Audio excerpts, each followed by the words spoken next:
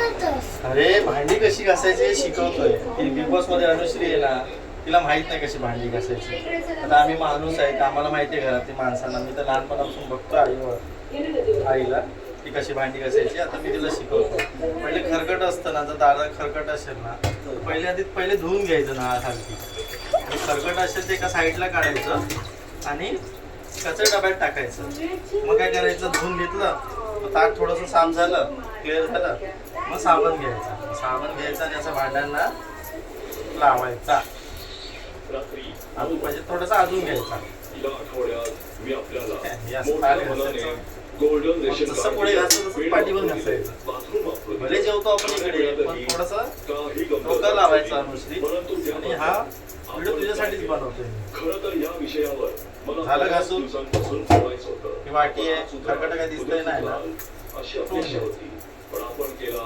झालं. पहिल्याच दिवशी मी आपल्या ताब्यात दिलं होतं एक नीटनेटकं, स्वच्छ आणि आलिशान घर.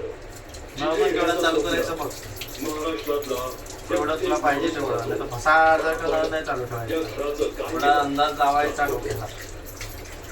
झालं घासून, स्वच्छ झालं, जागी ठेवलं भांड. हे बघ,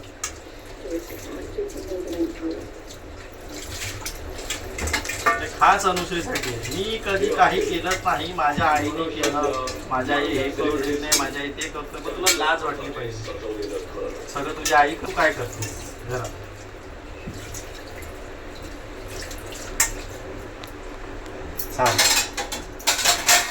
सारी भांडी घासून. इथं 2 होती, बाकीचे पण तसेच घासायचं. चला शिका. छोटासा बेसिक व्हिडिओ बघून घे आणि घासायला शिकून घे. रिपीट बघ. चला बाय.